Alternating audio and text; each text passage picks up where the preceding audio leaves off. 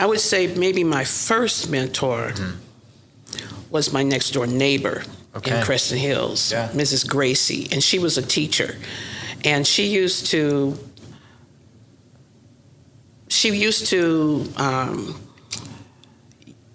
practice with me the things she was going to do with students in her classes. So I would do these little educational games and learn that I was good at them. And she encouraged me. So someone who kind of makes you see yourself differently and makes you understand your potential, that's where it started. So she was the first friend teacher that I had. Another person who is my mentor to this day is one of my former bosses, Pam Fisher, she lives in Montana now. But Dr. Fisher was my chancellor when I worked at Columbia College, part of the Yosemite Community College District in Northern California, actually Central California. And Pam has stayed with me and given me guidance along my career. And one of the things she said to me after an incident, this was a tough situation that I had to deal with a colleague that I supervised. And it disturbed me. The situation that I had to manage through this was very disturbing to me. And I was emotional about it. And Pam said to me, "Kathryn, you've got to get a thicker skin." And I asked her, why did people have to be so mean-spirited?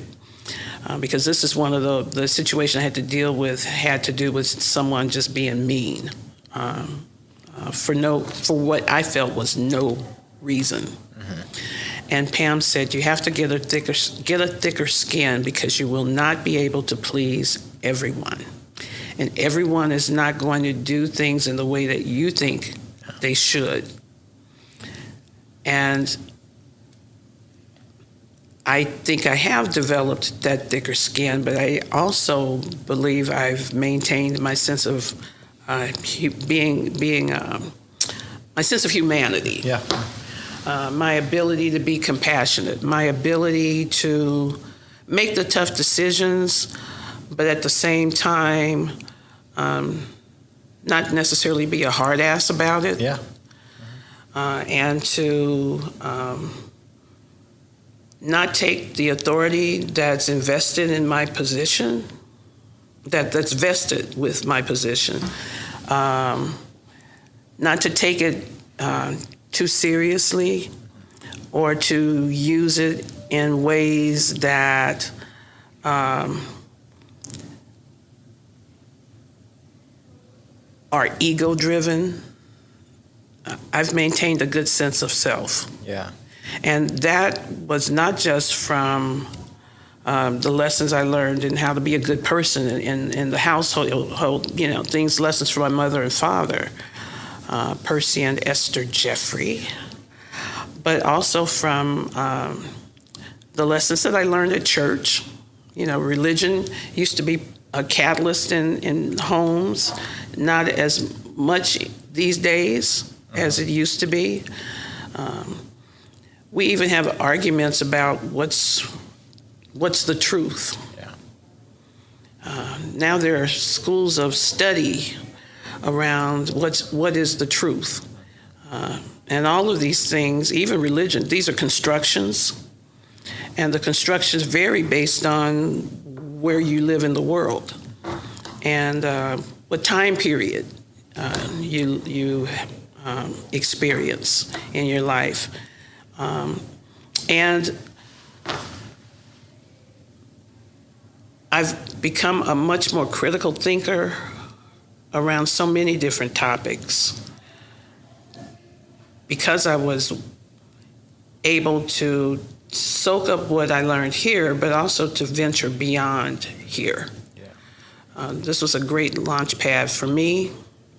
It has been a great launch pad for many other people.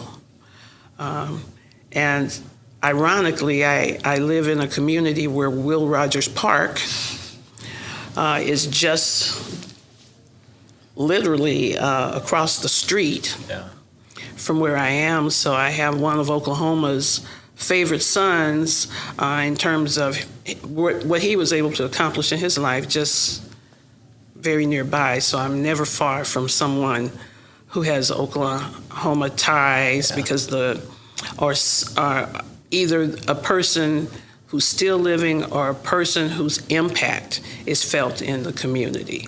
I've been real fortunate. Even when I first moved to Sacramento and was working in residence halls at Sac State, California State University, Sacramento, one of the students who came to check into the dorm was the daughter of a 6th grade teacher from Creston Hills.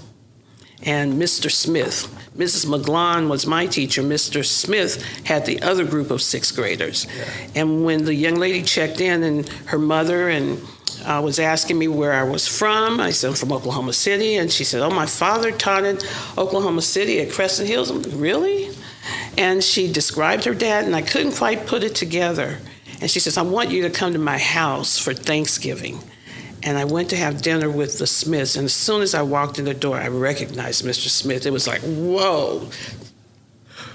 It was, it took me all the way back to being on the playground at Creston Hills. And Mr. Smith said, Kathryn Jeffery, I do not believe this. He knew me. And he told his daughter, when she related to him that I was from Oklahoma City and had gone to Creston Hills, he says, I know who she is. You tell her I want you to invite her for Thanksgiving, and when she comes, we're going to and sure enough, it was a wonderful time to reconnect. So I have never, in my whole career, been far away from someone who was connected to Oklahoma City. That's amazing. To have that, right? You never would have guessed that. You never know. And also to have that friendship community come over Thanksgiving. And so I watched over his daughter and her roommate during their entire time at California State University. There was that connection. It felt like family. For them to be in my dorm. They could have checked into any dorm. What were the chances that they would check into my dorm?